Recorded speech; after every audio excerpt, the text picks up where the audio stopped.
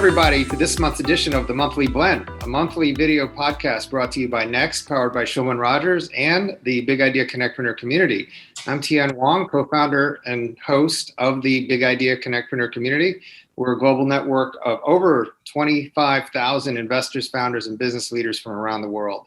I'm also the CEO of Opus 8, which invests in CRM and BPO and marketing technology companies. And we also help companies raise capital through our network of over 5,000 accredited private investors, angels, and family offices throughout the area. My co-host for today, Anthony Millen, who will introduce himself soon. Anthony and I started the Monthly Blend last year as a way to bring awareness to some of the challenges and good news in the Washington, D.C., Baltimore regions, and to break down silos. As most of you know, we live in an area which has multiple jurisdictions politically, and we also are in an area that's very rich in terms of resources, both on the governmental, educational, and commercial side. And Anthony and I had a vision to put a podcast out there that would bring people together and help entrepreneurs continue doing what they do best and investors become attracted to opportunities. So we have an awesome show for you today. Our topic is cybersecurity, and we're going to be joined by three phenomenal guests who are doing some great things in the market, and I can't wait to get into it. But we have Maurice Boissiere, who's the Chief Customer Officer at DataTribe. We have Sorenson, who's the CEO of SightGain, and we have Tony Surak, who's the Chief Marketing Officer and Partner at DataTribe. Love for you guys to introduce yourself, starting with Maurice, and we'll kick into questions after. Thanks for having us on the show. As you'll see, it's a collective here, as Christian is one of our portfolio companies. My background, which is very similar to everyone at DataTribe, is we are basically startup operators turned investor. We all have kind of technical backgrounds and have spent a fair number of years doing big data type startups.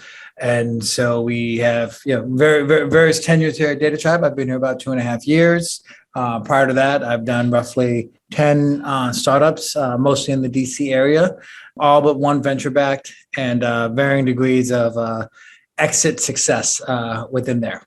That's me. Thanks, Maurice. Christian. Hey everybody, thanks for having me today. Tien and Anthony, great to meet you guys. So my background is not unlike many of the DataTribe companies. I came out of the federal space. So Air Force, a cyber officer, retired a few years back, having 2 assignments up at Fort Meade, doing intel and cyber operations in the United States and deployed, as well as 3 assignments at the Pentagon, which is not usual, but it made me realize just how important the DC area is. And we're excited to be part of the DataTribe community. And it is really a tribe of companies as well as advisors helping each other out, really take advantage of the opportunities that we have, right? So we'll touch on the problems that we're solving later, but it's not just the technical side, it's everything else. So we're happy to be working with the team there in Fulton and looking forward to the discussion today. Great. Thank you so much, Christian. Tony? Yes. Hi, I'm Tony Surak, member of DataTribe, and Tien and Anthony. Thank you for having myself and our team part of your event today. As Maurice mentioned, DataTribe is made up of former startup operators. So, we're not really VCs or investors by trade. We're more startup junkies, and we all bring a pretty varied and broad set of experiences in starting companies. Myself, I've been involved in a number of startups, a couple wins, a lot of lessons, and most of my life has been in the sales and marketing type roles. So everything to do with facing the client. How do you get that first sale? How do you build a scalable sales and marketing organization? How do you keep customers? How do you grow the revenue? And oftentimes, we see a lot of early stage entrepreneurs coming in with cool technology, and, the shiny silver ball. But then the big question is, so what? How are you going to get any value from that, and how's an enterprise going to give you money? So that's kind of where my background is, and part of the DataTribe team. Well, that's great, Tony. Thank you for that. Let me start with you. You talk about you guys are startup junkies. I love that term. You don't see investment firms or accelerators loaded with lots of startup guys. But what exactly is a cyber foundry, and sort of what is the vision of DataTribe? Like, why are you here? What are you trying to do? Sure. So I'll start with the first question of what is a cyber foundry? And there's a model that people are familiar with, incubators and accelerators. In California, a model called a studio has gained a lot of traction. We view a foundry as taking basic raw materials, blending them together, applying a lot of heat and energy to it, and creating something of greater value. And DataTribe is really founded and created with that vision that we bring capital, talent, and access together to create what we believe are unique cyber security and broader data science type startups. The second part of your question is, what was the vision of the founders, and what are we making here as DataTribe? So DataTribe was started about 5 years ago by two gentlemen, Mike Janke and Bob Ackerman. Bob is a multi-decade venture capitalist based in the Bay Area who's been exclusively focused on cybersecurity. And Mike Janke is a entrepreneur and former SEAL Team 6 member who together, Mike and Bob recognize that there's a lot of opportunities in cyber. The Mid-Atlantic is very deep with expertise and probably has the largest concentration of cyber experts in the country. And Bob was seeing it was getting harder and harder to get these people to move to California to join cyber startups. It's too expensive. And so why not bring some of the expertise, money, and methodologies to the Mid-Atlantic here, and to help propel the ecosystem to create technology startups around cyber and data science. So DataTribe was born. We have multiple funds in our foundry. This is capital raised from high net worth individuals, cybersecurity executives, founders of companies that folks have known, name brands, but also strategic investors, companies like Allianz Insurance, Deloitte, to name a couple. And that's the capital that funds DataTribe, the company. We're not an investment arm, we are a company. And that company hires folks like Maurice and myself, and we have 5 other colleagues who are full-time employees at DataTribe. But we source and evaluate new opportunities. Once we decide to invest, we write a pretty big seed check, and then we lean in with full-time help and a playbook with the entrepreneurs to get the traction and milestones needed to raise a great Series A round. And we try to do that in 18 months or less. And hopefully, we bring our experiences as startup operators to help the entrepreneurs avoid some of the mistakes we've all made, help them think through various issues, but also then bring them access to potential customers through our CISO network, through our Brain Trust, give them access to a vetted list of other partners. They can help both from legal and accounting and also digital marketing. It's a pretty deep list, really removing a lot of the issues that as a founder, you spend a lot of time worrying about office space. What accounting firm do I use? How do I need a lawyer? Where do I get insurance? Why do I need insurance? All this stuff that you spin your wheels on, we put you through a quick 1 or 2 week program. That's all stuff that's done. And now you focus on the key stuff like product market fit, solving problems, getting traction to customers. So I think it's a brilliant model. I mean, it really is. And it's, I know it's more popular out in California than it is here on the East Coast, but certainly I'm glad to see these types of services being brought to really help a company like SightGain, for example, sort of develop and take a lot of the headaches away. Maurice, with respect to the investment side, you guys invested in SightGain. You're incubating or helping them propel them to the next level. What do you normally look for when you see an entrepreneur or business idea? And I do want you to address diversity issues as well, if you don't mind. But what do you look for with entrepreneurs that you guys want to quote unquote back? And how did Christian fit into the whole equation? Well, one of the things we look for is sort of unique and really compelling talent.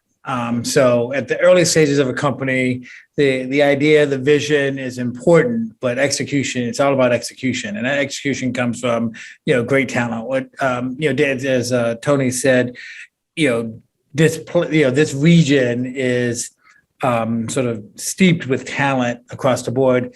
And what we find is in the intelligence community, but especially on the offensive side, we have talent that's working leap years ahead of industry. So industry tends to be focused on defense. The U.S. government, invest in sort of counter cyber strike type activities. So a lot of offense, and that offense needs a defense in 2 to 5 years. And so what we kind of do is think about what's over the horizon, right? What is the next defensive playbook? And so you take a quarterback like Christian, and you say, hey, now, we want to turn you into a linebacker or to a DB to help defend against the kind of things that you develop a trade around. So what we look for is sort of founders who bring that kind of unique skill set, know-how, network with an idea of how to commercialize it. One of the things, we focus on is 100% commercial opportunity. So often taking sort of ideas and solutions that may have heretofore been focused on federal and saying, hey, this is going to be a big need in industry. And so let's talk about how we commercialize that. So we look, so at the end of the day, our bias or our filter is really around entrepreneurs who bring that special sauce that they've gained from working in the government and turning them into great entrepreneurs for commercial work. Got it. Does DataTribe have intentionality around the diversity issue? I mean, I think you and I are both diverse entrepreneurs and investors. Is this something that's important to or core to what you guys are doing, or are you trying to, how do you guys look at that? Well, it's interesting. I mean, we've had, a number of, we've had 2 female-led companies. So DataTribe has had 13 companies overall. 3 exits. We have an active portfolio of about 10 companies. Across that 13, we've had 2 female-led CEOs who are sort of driving their companies. And really, it's not really with intentionality that we say, we have to have an African American and we have to have a female. It's really that, in cybersecurity, all tech industries lack diversity, no matter how you want to, however you want to cut or dice it. Right. But within cyber, you do find a number of people coming out of the military, especially the military, and therefore you get a little bit more of a diverse pool of folks relative to other industries. And so we find that we've had Ellison as an example. She leads in Vail. She was at we call the Fort, but she is a double math PhD who really understood encryption and cryptography, and she created the world's first sort of implementable solution around something called homomorphic encryption, which is basically encrypting data while you use it, not just at rest or in transit, but basically now people can use data without having to decrypt it, which opens up all kinds of opportunities for regulated industries that heretofore could not really do certain types of analysis because of PII restrictions. But hey, we just happened to find a phenomenal CEO who also happened to be a woman. Yeah, no, that would turn out great. And I'm going to turn it over to Anthony Millen, my co-host, who will have the next set of questions. Anthony? Great, thanks, Tien. And that was really interesting to learn that much about each of the different businesses, about DataTribe and SightGain as a company level. What we're going to do now is we're going to kind of turn our attention to focusing on the sector in this region. And what I'd like to do first is look at the way the industry, its current landscape. So what does the current landscape look like today in the region for cyber? And then after that, we'll turn to kind of the future. But Maurice, if you could kind of start off and just set for our audience the kind of the current landscape of cyber in this region. Right. I think that the current landscape for cyber in this region is very rich and robust. We're probably on second, maybe third generation cyber companies. If you think about, if you got the Tenables and the Sonotypes and the Sourcefires who have gone through that acquisition process and as a result, produce the alumni who then can go on and create the next generation of companies. So in addition to the sort of the intelligence community producing very unique perspectives and trade crafts and talent, you also have a fairly robust or at least proven commercial sector here, and you kind of bring those two together, and it creates the perfect combination of sector, perfect combination with across relative to other sectors. So I think it's rich and robust, and there are pockets of it, like where we are. We're based in the Maple Lawn neighborhood and here in Fulton, Maryland, where there are multiple cybersecurity companies on Maple Lawn Boulevard. So you just see that concentration, and that kind of concentration creates network effect. And that network effect is what you need to kind of help really early stage companies kind of get the escape velocity to kind of go to the next level. Are you seeing, and maybe Tony, you can tackle this one, are there regional within this DC metro region between Virginia and DC and Maryland, are there different pockets that are building, or differences or nuances between the different areas, or is it more generally the same across all three subsections of the DC metro region? No, that's an interesting question. I was born in DC. I grew up here. I've lived all around the Beltway. So, and I would say, decades ago, Maryland was predominantly from the cyber perspective. You have the Fort and Hopkins, and you had a pretty strong biotech world in Montgomery County. Virginia was more the purview of system integrators, consultants, some of the bigger name brand companies, think tanks, and then DC itself, more think tanks and the traditional Beltway bandits, system integrator types who are providing more services. What is very different now, and very much in line with what Maurice mentioned, is you're seeing more product companies, and you're seeing more product companies that are focused on the commercial customer base, and it's something that DataTribe focus on. We're not looking to create services companies selling back to the government. We're looking to find software and product oriented companies selling to the global 2000. And I think that's going to continue to grow here in the DC metro area. You're going to have, more companies become successful. You'll have some of the money recirculate back into new startups. You'll get people to get experience on product management. And that's probably one of the areas that this area lacks, is the whole skill set of the product manager. And that is the person who sits in between the engineering team, the people that crank the code out and do releases every week or so, and then the sales and biz dev team who are working with clients. You need that product manager who acts as the referee between the two, can speak technology with the software dev people that can understand the value prop, the pricing model, the competitive positioning.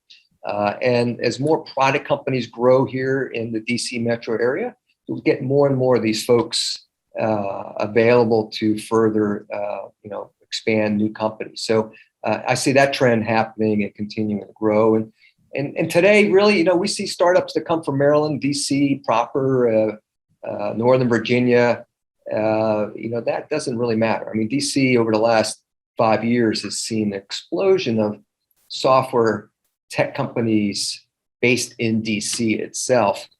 My last company where I was CEO, we were based in DuPont Circle. We had 35 people, and 95% of the people walked to work, and everybody else commuted. So it's a very different technology scene now here than it was 5, 10, 20 years ago, or certainly when the internet and companies like Metro Fiber, UUNet, and AOL was going on, MCI in the 90s. It's a very different scene now. Yeah. Well, one of the big differences I'd add is over the last 18 months, obviously COVID has had an impact everywhere, but it used to be, with our wonderful traffic in the metro region, people, avoided those long commutes from one side of Maryland to the other side of Virginia. But I think now with these hybrid work environments or even, totally remote environments, kind of creates this environment where it doesn't really matter where you are, if you live in Maryland and work in Virginia or vice versa. So I think COVID has also kind of, reduced some of those barriers that, some people in this area, have gone through those hour commutes from Annapolis to Reston kind of thing. In terms of COVID, which kind of leads me to the next question. So those are some positive impacts that have come in out of COVID.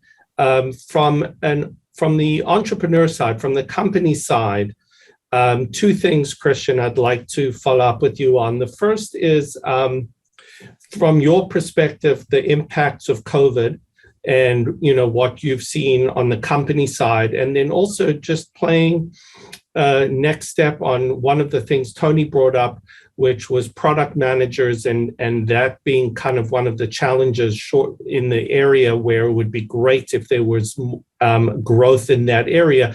What are some of the other things from the company side that you see as challenges to growing a business, to growing the company in this area that you would like to see kind of change and progress over time?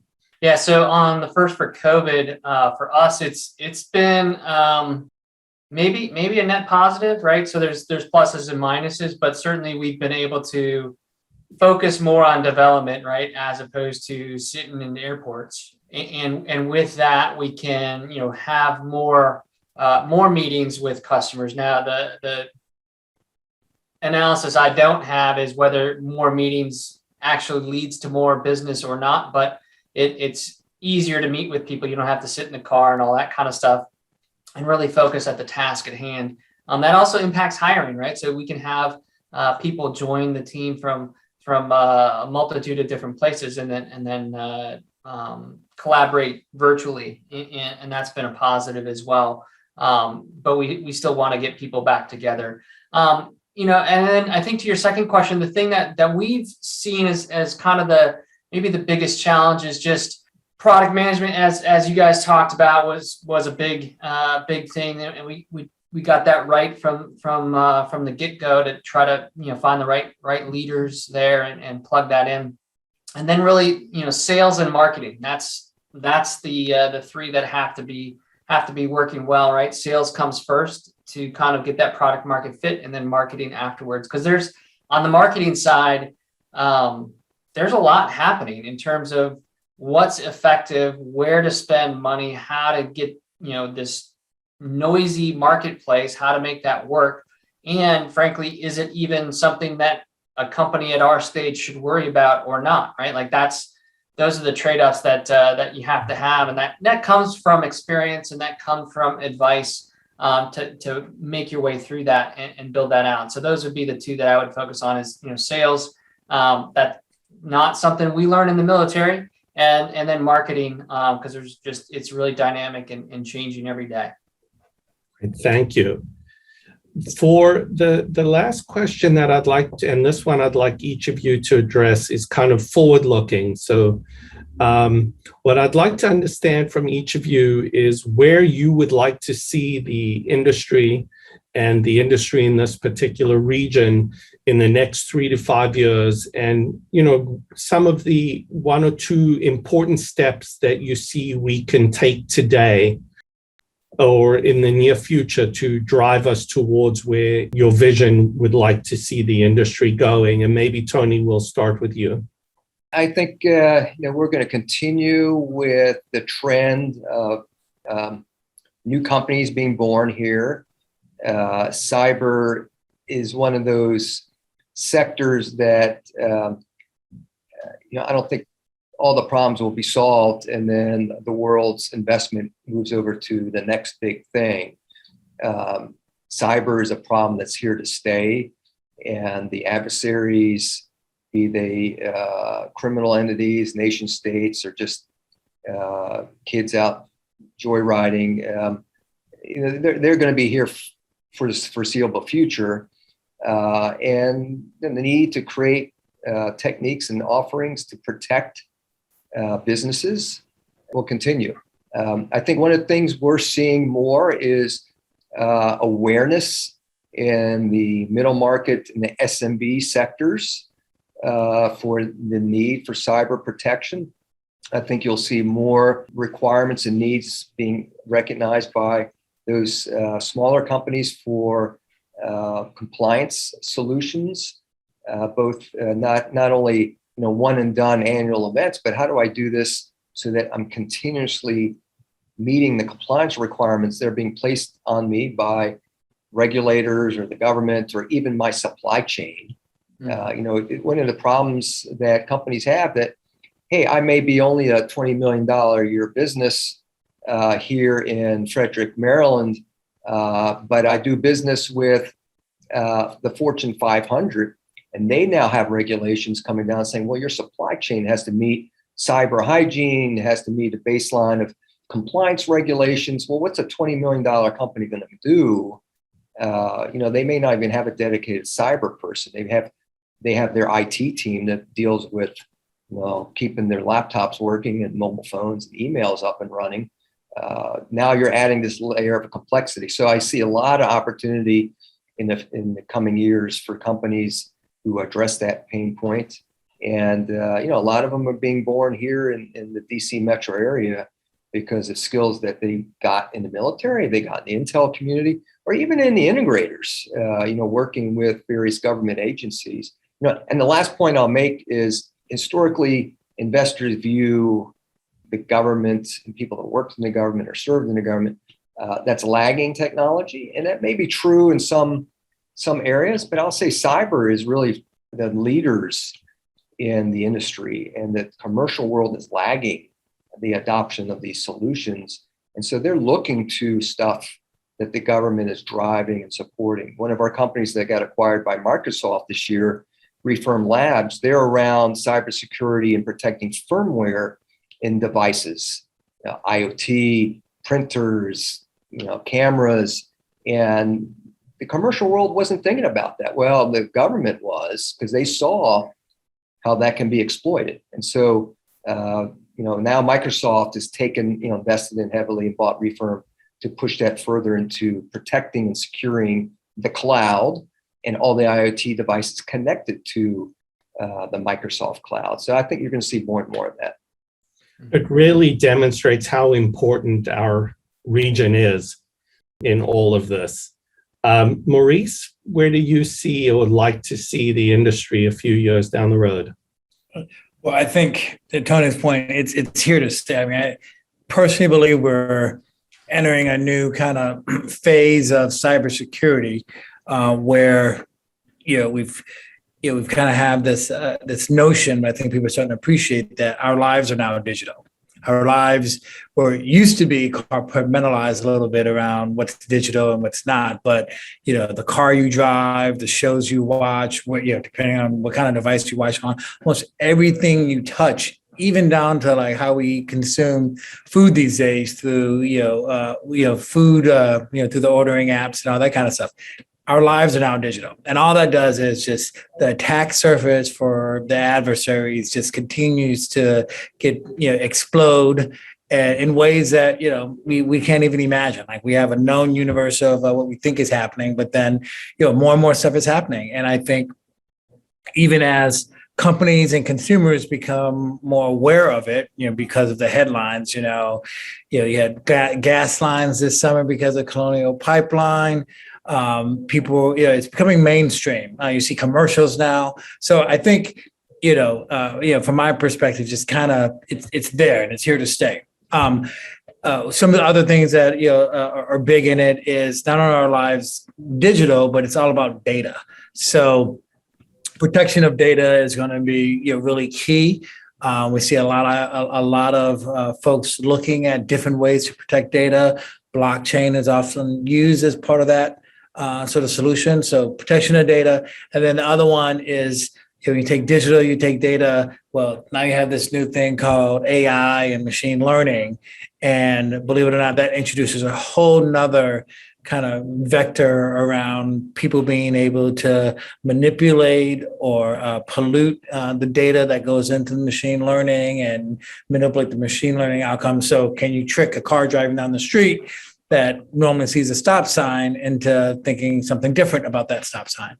So over the next years or so, I just hope that we can kind of contain the attack surface, or in some form or fashion, so that the adversaries just have to work extra hard. I don't know that they'll ever go away, but just making them so they have to work extra hard, or at least go to the house next door, which hopefully is another country away, would be nice. That definitely drives the need for what you're all working on for as far out as we can see. So, Christian, if you could bring us home today and just give us your sense from your perspective of some of the things you would like to see happening over the next few years in cyber. Yeah, so completely agree with everything Tony and Maurice said, but one angle I would take is that race to hack and defense is going to continue to happen, right? So in particular for the DC area, it's that government aspect where there really needs to be a partnership. My hope is that race is going to continue on AI, zero trust, big data, and whatever else happens that we can't think of yet, that the government regulations will be dynamic and able to, be focused on how do we make those catch up, right? So there were some executive orders that came out this year that I think are probably a good start, but also something that costs companies money. So there's going to be innovation around those regulations, but also we have to hopefully divest and take a step above that to say, all right, let's figure out what's working, right? Is AI working? Yes or no? Is quantum going to be a big deal? Yes or no? But whenever it is and whatever it does, the government has to lead where it should and help be an accelerant where it can't, right? There's been some good ways that the government helps, and we've been beneficiaries of that too, to help speed up that innovation and bring those innovations to the marketplace. So that's my hope, is the government leads well to adopt smart regulations, divest old regulations that aren't required, but then also continue to fund innovation from their perspective that's really going to be advantageous for the country. Great. Totally agree. Well, thank you, Tony and Maurice and Christian, for sharing both your time, your insight, and your experience with Tien and I and our audience today. We appreciate all that you're doing to help lead and drive forward a market segment that is so important to the country, to this region, and really is one of those areas that we really lead and driving things forward across the whole country from right here in the DC metro region. So thank you so much for your time. Likewise. Pleasure. Thanks for having us.